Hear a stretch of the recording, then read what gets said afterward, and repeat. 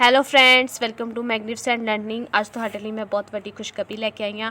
Graduation ਵਾਲੇ BEd ਵਾਲੇ ਇਸ ਵੀਡੀਓ ਨੂੰ ਪੂਰਾ ਜ਼ਰੂਰ ਦੇਖਿਓ। ਤੁਹਾਡੇ ਲਈ ਇੱਕ ਇੰਪੋਰਟੈਂਟ ਅਪਡੇਟ ਹੈ। ਸਿੱਖਿਆ ਵਿਭਾਗ ਦੇ ਵੱਲੋਂ 4161 ਵੈਕੈਂਸੀਜ਼ ਆਊਟ ਹੋ ਚੁੱਕੀਆਂ ਨੇ। ਸੋ ਇਸ ਵੀਡੀਓ ਦੇ ਵਿੱਚ ਆਪਾਂ ਗੱਲ ਕਰਾਂਗੇ ਐਲੀਜੀਬਿਲਟੀ ਕ੍ਰਾਈਟੇਰੀਆ ਦਾ, ਕਿਹੜੇ ਕੈਂਡੀਡੇਟਸ ਅਪਲਾਈ ਕਰ ਸਕਦੇ ਨੇ, ਕਿਹੜੇ ਕੈਂਡੀਡੇਟਸ ਅਪਲਾਈ ਨਹੀਂ ਕਰ ਸਕਦੇ। ਪੇਪਰ ਦੇ ਬਾਰੇ ਦੇਖਾਂਗੇ, ਪੇਪਰ ਲਿਆ ਜਾਏਗਾ ਜਾਂ ਨਹੀਂ ਲਿਆਏਗਾ, ਕਿਹੜੇ ਵਿਸ਼ੇ ਦੀ ਕਿੰਨੀਆਂ ਅਸਾਮੀਆਂ ਹੋਣਗੀਆਂ, ਅਲੱਗ-ਅਲੱਗ ਵਿਸ਼ੇ ਦੀਆਂ मैथ साइंस हिंदी इंग्लिश दियाँ असामियां आउट हो चुकियां ने। उस दे बारे इस वीडियो दे विच तुहानूं पूरी जानकारी देवांगी। पूरी वीडियो नूं कंप्लीट जरूर देखियो। कला पॉइंट आपां डिस्कस करांगे ब्रीफली, ठीक है जी। सो वीडियो नूं शुरू करते हैं। जिवें कि तुसीं स्क्रीन ते नोटिफिकेशन देख सकते हो, 8 जनवरी 2022 ਨੂੰ ਨੋਟੀਫਿਕੇਸ਼ਨ ਆਊਟ ਹੋਇਆ ਹੈ। ਮਾਸਟਰ ਕੈਡਰ ਬਾਰਡਰ ਏਰੀਆ ਦੀਆਂ ਵੱਖ-ਵੱਖ ਵਿਸ਼ੇ ਦੀਆਂ ਬੈਕਲੌਗ ਤੇ ਨਵੀਂ ਅਸਾਮੀਆਂ ਨੂੰ ਭਰਨ ਦੇ ਲਈ ਉਮੀਦਵਾਰਾਂ ਵੱਲੋਂ ਵਿਭਾਗ ਦੀ ਵੈਬਸਾਈਟ, ਇਹ ਓਫੀਸ਼ੀਅਲ ਵੈਬਸਾਈਟ ਹੈ ਜਿੱਥੋਂ ਤੁਸੀਂ ਇਹ ਪਰਫਾਰਮਾ ਡਾਊਨਲੋਡ ਕਰ ਸਕਦੇ ਹੋ ਤੇ ਆਨਲਾਈਨ ਅਪਲਾਈ ਕਰਨ ਲਈ ਤੁਸੀਂ ਇਸੇ ਵੈਬਸਾਈਟ ਤੇ ਵਿਜ਼ਿਟ ਕਰਨਾ ਹੈ।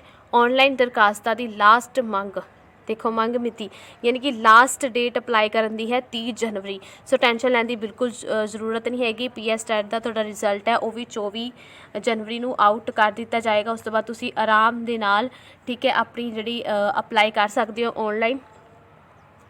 24 जनवरी तक थोड़ा PS टैट का रिजल्ट आउट हो जाएगा। उस तो बाद 30 तरीक थोड़ी लास्ट है मास्टर कैडर दे विच अप्लाई करन दी, ठीक है जी। नैक्सट आप गल करते हैं मैथ विषय की।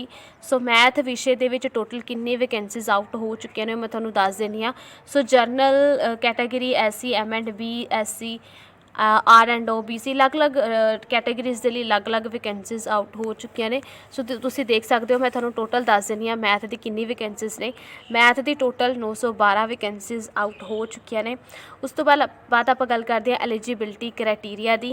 मैथ के टीचर के लिए तुहानूं किहड़ी एलिजिबिलिटी तुहाडे कोल होनी चाहिए है। सब तो मेन इंपॉर्टेंट गल, तुहाडे कोल ग्रैजुएशन जरूर की हुई होनी चाहिए है। ग्रैजुएशन प्लस B.Ed, ठीक है जी। ग्रैजुएशन होनी चाहिए है प्लस B.Ed। अगर तुसीं जनरल कैटेगरी तो बिलोंग करते हो तो थोड़े ग्रैजुएशन के 45% मार्क्स होने चाहिए हैं।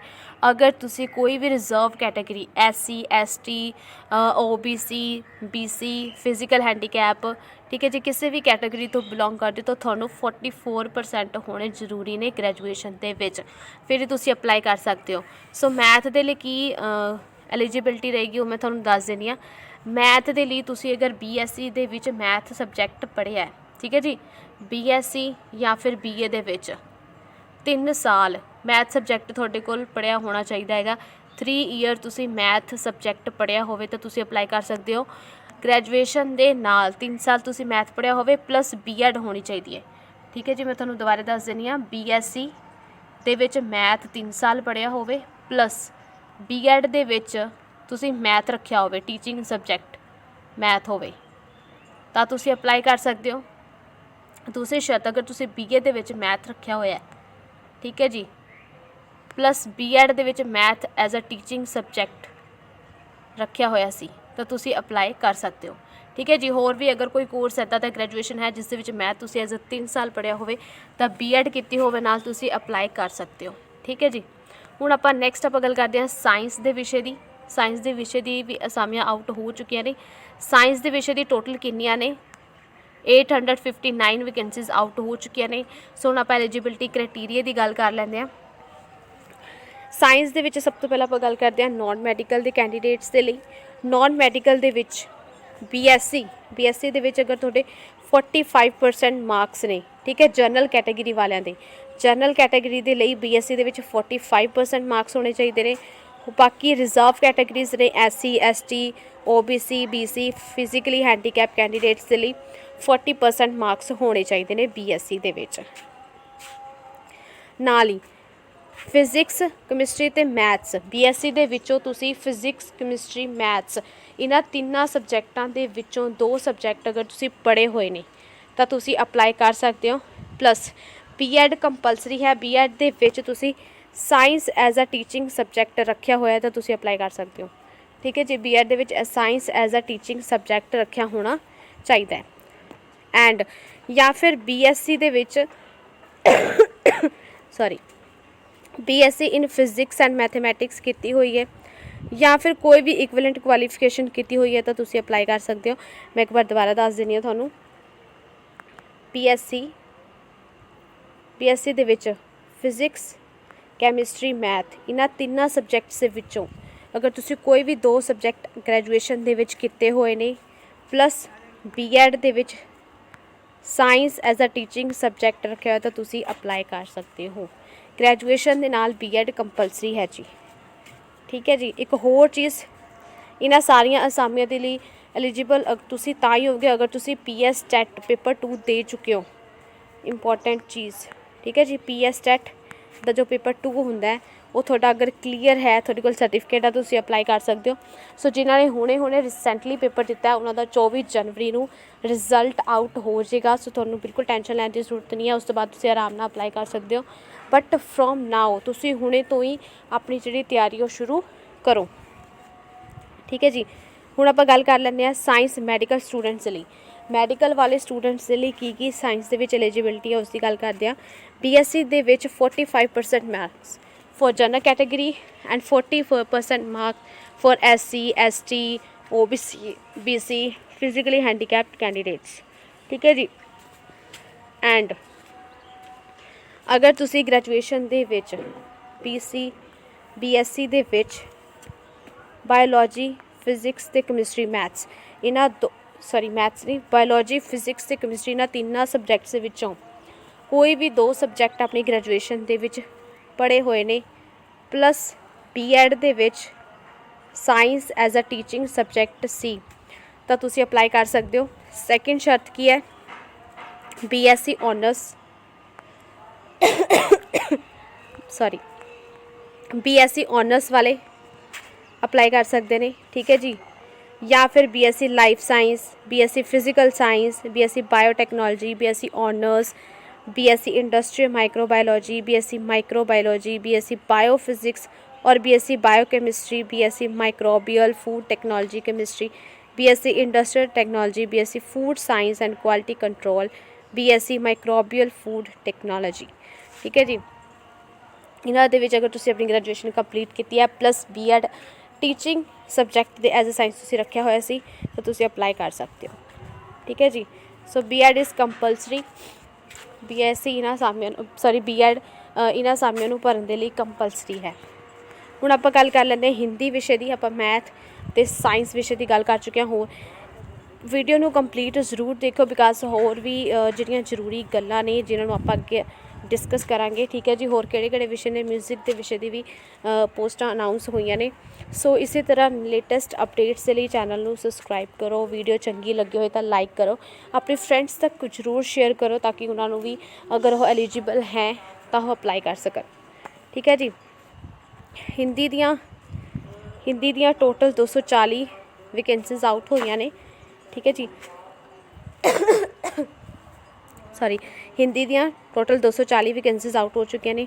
ग्रैजुएशन के लिए 45% मार्क्स चाहिए ने for general category and 40% marks for reserve categories, ठीक है जी। एंड एक होर चीज़ ग्रैजुएशन दे विच तुसी Hindi as a elective subject 3 साल के लिए पढ़ी है। Hindi as a elective subject for 3 years of graduation. Hindi graduation दे विच हिंदी 3 साल पढ़ी होवे ਤਾਂ ਤੁਸੀਂ ਅਪਲਾਈ ਕਰ ਸਕਦੇ ਹੋ। ग्रैजुएशन ਦੇ ਵਿੱਚ ਹਿੰਦੀ ਪੜ੍ਹੀ ਹੋਵੇ प्लस B.Ed ਦੇ ਵਿੱਚ Hindi as a teaching subject ਰੱਖਿਆ ਹੋਏ ਤਾਂ ਤੁਸੀਂ ਅਪਲਾਈ ਕਰ ਸਕਦੇ ਹੋ ਜੀ, ਠੀਕ ਹੈ ਜੀ। ਨੈਕਸਟ ਆਪਾਂ ਗੱਲ ਕਰਦੇ ਹਾਂ ਪੰਜਾਬੀ ਵਿਸ਼ੇ ਦੀ। ਪੰਜਾਬੀ ਵਿਸ਼ੇ ਦੀ ਵੀ ਵੈਕੈਂਸੀਜ਼ ਆਊਟ ਹੋਈਆਂ ਨੇ। ਪੰਜਾਬੀ ਵਿਸ਼ੇ ਦੀਆਂ ਟੋਟਲ 534 ਵੈਕੈਂਸੀਜ਼ ਆਊਟ ਹੋ ਚੁੱਕੀਆਂ ਨੇ। ਅਲੱਗ-ਅਲੱਗ ਕੈਟੇਗਰੀਜ਼ ਦੇ ਵਿੱਚ ਅਲੱਗ-ਅਲੱਗ ਜਿਹੜੀਆਂ ਪੋਸਟਾਂ ਨੇ ਉਹ ਤੁਸੀਂ ਦੇਖ ਸਕਦੇ ਹੋ, ਆਪਣੀ ਕੈਟੇਗਰੀ ਦੇ ਅਕੋਰਡਿੰਗ ਦੇਖ ਲੈਣਾ ਕੀਤੀਆਂ ਨੇ, ਠੀਕ ਹੈ ਜੀ। ਪੰਜਾਬੀ ਵਿਸ਼ੇ ਦੇ ਲਈ ਕੀ ਯੋਗਤਾ ਹੈ वो भी थोड़ा दस दें।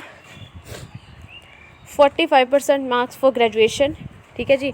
45 graduation with 45% for general category and 40% for reserve categories. And graduation दे विच पंजाबी पढ़ी इलैक्टिव पढ़ी होवे फॉर 3 ईयर्स एंड B.Ed दे विच Punjabi as a teaching subject रखा होवे, ठीक है जी। और अप्लाई ऑनलाइन किवें करना वो भी थोड़ा अगे जाके दसांगे। उस तो बाद गल कर लें सोशल साइंस यानी कि SST दी वैकेंसीज दियाँ। सोशल साइंस दी वैकेंसीज ਆਪਣੇ ਕੋਲ ਹੈਗੀਆਂ 633 ਸੋਸ਼ਲ ਸਾਇੰਸ ਦੀ ਵੈਕੈਂਸੀਜ਼ ਨੇ। ਐਂਡ ਗ੍ਰੈਜੂਏਸ਼ਨ ਚਾਹੀਦੀ ਹੈ 45% mark for general category and 40% marks in case of reserve categories. ਠੀਕ ਹੈ ਜੀ। ਹੁਣ ਐਲੀਜੀਬਿਲਟੀ ਦੇਖ ਲਓ ਸੋਸ਼ਲ ਸਾਇੰਸ ਦੇ ਲਈ, ਕੋਈ ਵੀ 2 ਸਬਜੈਕਟ ਤੁਸੀਂ ਇਹ ਸਾਰੇ ਸਬਜੈਕਟਸ ਤੁਹਾਨੂੰ ਦਿੱਤੇ ਹੋਏ ਨੇ ਤੁਹਾਡੇ ਸਾਹਮਣੇ ਨੇ, ਇਹਨਾਂ ਦੇ ਵਿੱਚੋਂ ਕੋਈ ਵੀ 2 ਸਬਜੈਕਟ, ਠੀਕ ਹੈ ਜੀ, ਗ੍ਰੈਜੂਏਸ਼ਨ ਦੇ ਵਿੱਚ ਤੁਸੀਂ ਪੜ੍ਹੇ ਹੋਣ। History, political science, public administration, psychology, sociology, economics, geography, philosophy and environmental studies for 3 years और ग्रैजुएशन। ठीक है जी। कोई भी 2 सब्जैक्ट तुसी पढ़े होण 3 साल ਦੇ ਲਈ ग्रैजुएशन ਦੇ ਵਿੱਚ ਤਾਂ ਤੁਸੀਂ ਅਪਲਾਈ ਕਰ ਸਕਦੇ ਹੋ। ਐਂਡ ਬੀਐਡ ਤਾਂ ਕੰਪਲਸਰੀ ਹੈ ਹੀ, ਬੀਐਡ ਦੇ ਵਿੱਚ social science as a teaching subject ਰੱਖਿਆ ਹੋਵੇ। ਠੀਕ ਹੈ ਜੀ। ਨੈਕਸਟ ਆਪਾਂ ਗੱਲ ਕਰਦੇ ਹਾਂ ਇੰਗਲਿਸ਼ ਸਬਜੈਕਟ ਦੇ ਲਈ। ਇੰਗਲਿਸ਼ ਦੇ ਵਿੱਚ ਕਿਹੜੇ ਕੈਂਡੀਡੇਟਸ ਅਪਲਾਈ ਕਰ ਸਕਦੇ ਨੇ ਉਹਨਾਂ ਦੀ ਗੱਲ ਕਰ ਲੈਂਦੇ ਹਾਂ। ਇੰਗਲਿਸ਼ ਦੇ ਵਿੱਚ ਆਪਣੇ ਕੋਲ ਟੋਟਲ ਵੈਕੈਂਸੀਜ਼ ਨੇ 790। ਕੁਆਲੀਫਿਕੇਸ਼ਨ ਕੀ ਹੋਏਗੀ ਉਹ ਵੀ ਦੱਸ ਦਿੰਦੇ ਹਾਂ। 45% ਮਾਰਕਸ ਗ੍ਰੈਜੂਏਸ਼ਨ ਦੇ ਵਿੱਚ for general category and 40% marks in case of reserve categories. ਠੀਕ ਹੈ ਜੀ। ਇਹ ਗੱਲ ਤੁਸੀਂ ਆਪਣੇ ਧਿਆਨ ਵਿੱਚ ਰੱਖ ਲੈਣੀ ਆ। ਹਾਂਜੀ, ਹੁਣ ਆਪਾਂ ਗੱਲ ਕਰ ਲੈਂਦੇ ਹਾਂ ਅਗਰ ਗ੍ਰੈਜੂਏਸ਼ਨ ਦੇ ਵਿੱਚ ਇੰਗਲਿਸ਼ ਪੜ੍ਹੀ ਹੋਈ ਹੈ as a elective subject, English literature ਪੜ੍ਹੀ ਹੋਈ ਹੈ ਗ੍ਰੈਜੂਏਸ਼ਨ ਦੇ ਵਿੱਚ 3 ਸਾਲ ਪਲੱਸ ਤੁਹਾਡੇ ਕੋਲ ਬੀਐਡ ਔਰ ਬੀਐਡ ਦੇ ਵਿੱਚ English as a teaching subject ਆ, ਤੁਸੀਂ ਅਪਲਾਈ ਕਰ ਸਕਦੇ ਹੋ। ਸੈਕਿੰਡ ਕੰਡੀਸ਼ਨ ਕੀ ਹੈ? ਸੈਕਿੰਡ ਆਪਣੇ ਕੋਲ ਹੈਗਾ functional English literature, BA honours English. ਇਹ ਸਾਰੇ ਸਬਜੈਕਟ ਅਗਰ ਤੁਸੀਂ ਗ੍ਰੈਜੂਏਸ਼ਨ ਦੇ ਵਿੱਚ ਕੀਤੇ ਹੋਏ ਨੇ ਪਲੱਸ ਤੁਹਾਡੇ ਕੋਲ ਬੀਐਡ ਹੈ, ਉਸ ਬੀਐਡ ਦੇ ਵਿੱਚ English as a teaching subject ਹੈ, ਤੁਸੀਂ ਅਪਲਾਈ ਕਰ ਸਕਦੇ ਹੋ। ਠੀਕ ਹੈ ਜੀ। ਵੀਡੀਓ ਦੇ ਵਿੱਚ ਬਣੇ ਰਹੋ, ਹੋਰ ਵੀ ਜ਼ਰੂਰੀ ਗੱਲਾਂ ਦੱਸਾਂਗੇ। ਅਪਲਾਈ ਕਿਵੇਂ ਆਨਲਾਈਨ ਕਰਨਾ ਹੈ, ਏਜ ਰਿਲੈਕਸੇਸ਼ਨ ਕੀ ਹੈ, ਪੇਪਰ ਕਿਵੇਂ ਹੋਏਗਾ, ਕਿੰਨੇ ਨੰਬਰ ਦਾ ਹੋਏਗਾ, ਉਹ ਵੀ ਤੁਹਾਨੂੰ ਜਾਣਕਾਰੀ ਦੇਣੀ ਹੈ।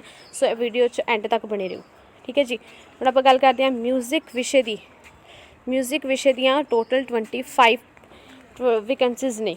ਠੀਕ ਹੈ ਜੀ। ਇੱਕ ਸੈਕਿੰਡ। ਹਾਂਜੀ, ਟੋਟਲ 25 ਵੈਕੈਂਸੀਜ਼ ਨੇ। ਗ੍ਰੈਜੂਏਸ਼ਨ ਦੇ ਵਿੱਚ ਐਟਲੀਸਟ 55% ਮਾਰਕਸ ਹੋਣੇ ਚਾਹੀਦੇ ਨੇ ਸਾਰੇ ਕੈਂਡੀਡੇਟਸ ਦੇ ਲਈ ਹੈ ਇਹ। ਗ੍ਰੈਜੂਏਸ਼ਨ ਦੇ ਵਿੱਚ 55% ਮਾਰਕਸ ਹੋਣੇ ਚਾਹੀਦੇ ਨੇ। ਗ੍ਰੈਜੂਏਸ਼ਨ ਕੀਤੀ ਹੋਵੇ ਇਨ ਮਿਊਜ਼ਿਕ, ਇੰਸਟਰੂਮੈਂਟਲ ਔਰ vocal.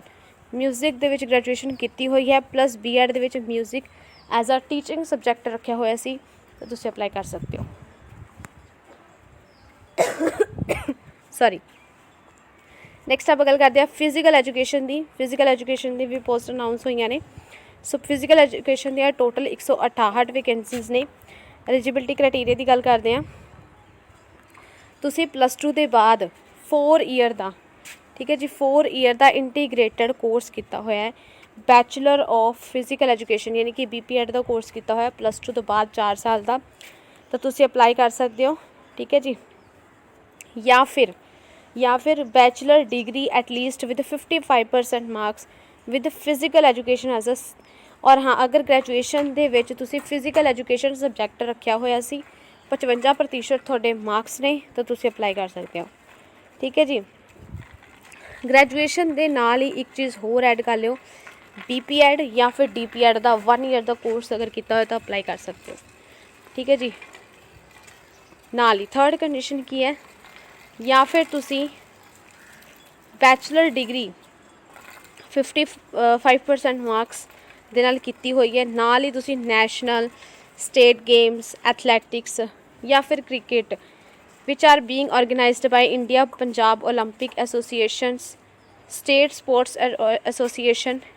In addition should have acquired 1 year BPEd ਤੇ DPEd ਦਾ ਕੋਰਸ ਕੀਤਾ ਹੋਇਆ ਤਾਂ ਤੁਸੀਂ ਅਪਲਾਈ ਕਰ ਸਕਦੇ ਹੋ। ਠੀਕ ਹੈ ਜੀ। ਆਪਣੀ ਯੋਗਤਾ ਦੇ ਅਕੋਰਡਿੰਗ ਦੇਖ ਕੇ ਤੁਸੀਂ ਅਪਲਾਈ ਕਰ ਲੈਣਾ ਹੈ।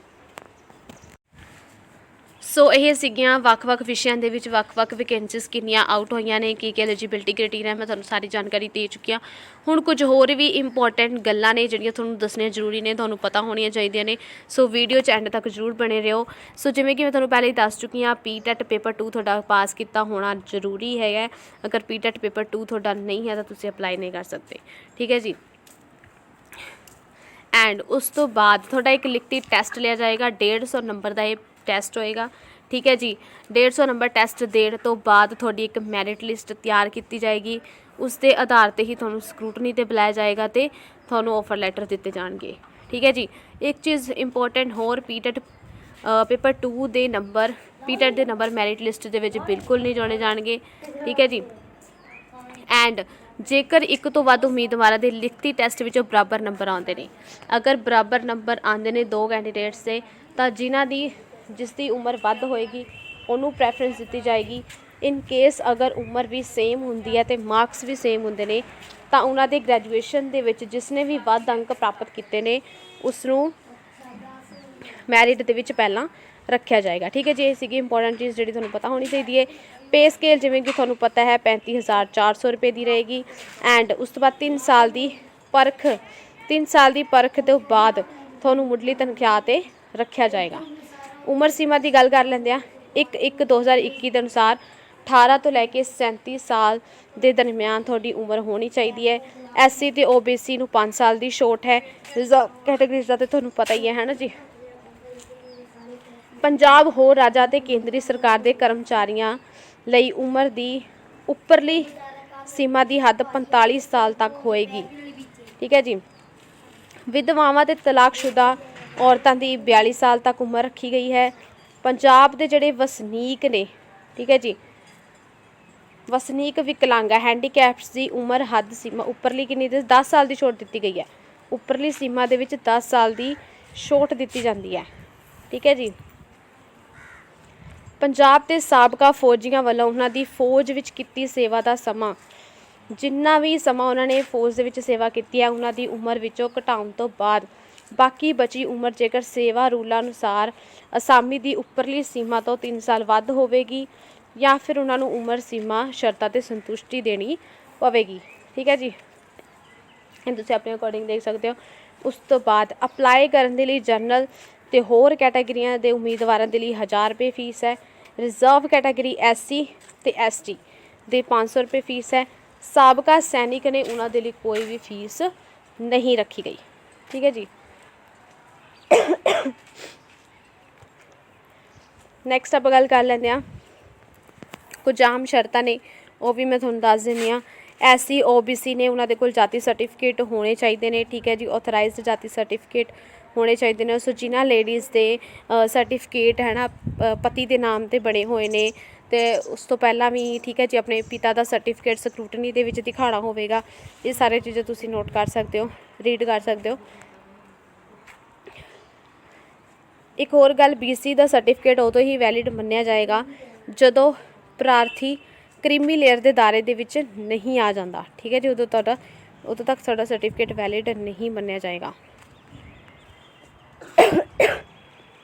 ਹੁਣ ਆਪਾਂ ਗੱਲ ਕਰ ਲੈਂਦੇ ਹਾਂ ਕਿਵੇਂ ਅਪਲਾਈ ਕਰਨਾ ਹੈ, ਠੀਕ ਹੈ ਜੀ। ਇੱਕ ਚੀਜ਼ ਹੋਰ, ਉਮੀਦਵਾਰ ਘੱਟ ਤੋਂ ਘੱਟ 10ਵੀਂ ਪੱਧਰ ਦੀ ਪੰਜਾਬੀ ਪਾਸ ਹੋਵੇ। 10th ਦੇ ਵਿੱਚੋਂ ਪੰਜਾਬੀ ਪਾਸ ਹੋਣੀ ਚਾਹੀਦੀ ਹੈ। ਪੁਰਸ਼ ਅਤੇ ਇਸਤਰੀ ਉਮੀਦਵਾਰਾਂ ਦੀ ਸਾਂਝੀ ਮੈਰਿਟ ਲਿਸਟ ਜਿਹੜੀ ਤਿਆਰ ਕੀਤੀ ਜਾਏਗੀ।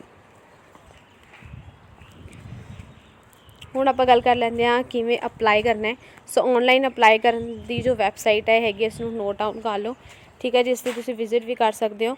ਸਭ ਤੋਂ ਪਹਿਲਾਂ ਰਜਿਸਟ੍ਰੇਸ਼ਨ ਕਰਨੀ ਹੋਏਗੀ। ਰਜਿਸਟ੍ਰੇਸ਼ਨ ਕਰਨ ਤੋਂ ਬਾਅਦ ਤੁਹਾਨੂੰ ਰਜਿਸਟ੍ਰੇਸ਼ਨ ਨੰਬਰ ਅਤੇ ਪਾਸਵਰਡ ਰਿਸੀਵ ਹੋਏਗਾ, ਠੀਕ ਹੈ ਜੀ। ਉਸ ਤੋਂ ਬਾਅਦ ਤੁਸੀਂ ਲੌਗਇਨ ਕਰਨਾ ਅਤੇ ਜ਼ਰੂਰੀ ਐਪਲੀਕੇਸ਼ਨ ਜੋ ਫੀਸ ਹੈ ਉਹ ਭਰਨੀ ਹੈ, ਅਤੇ ਜ਼ਰੂਰੀ ਜਾਣਕਾਰੀ ਭਰਨ ਤੋਂ ਬਾਅਦ ਆਪਣਾ ਫਾਰਮ ਜਿਹੜਾ ਲੌਕ ਕਰ ਦੇਣਾ ਆ। ਅਤੇ ਲਾਸਟ ਡੇਟ ਆਪਣੇ ਕੋਲ 30 ਜਨਵਰੀ ਹੈ। 30 ਜਨਵਰੀ ਤੱਕ ਤੁਸੀਂ ਅਪਲਾਈ ਕਰ ਸਕਦੇ ਹੋ। So thank you so much. Next video ਦੇ ਵਿੱਚ ਆਪਾਂ ਆਰਟ ਐਂਡ ਕਰਾਫਟ ਦੀ ਜੋ ਅਸਾਮੀਆਂ ਨੇ ਉਹ ਆਊਟ ਹੋ ਚੁੱਕੀਆਂ ਨੇ, ਉਹਨਾਂ ਦੇ ਬਾਰੇ ਤੁਹਾਨੂੰ ਦੱਸਾਂਗੀ, ਆਰਟ ਐਂਡ ਕਰਾਫਟ ਦੀਆਂ, ਠੀਕ ਹੈ ਜੀ। ਹੋਰ ਵੀ ਲੇਟੈਸਟ ਅਪਡੇਟਸ ਦੇ ਲਈ ਚੈਨਲ ਨੂੰ ਸਬਸਕ੍ਰਾਈਬ ਕਰੋ, ਵੀਡੀਓ ਨੂੰ ਲਾਈਕ ਕਰੋ ਅਤੇ ਆਪਣੇ ਫਰੈਂਡਸ ਤੱਕ ਜ਼ਰੂਰ ਸ਼ੇਅਰ ਕਰੋ। Thank you so much.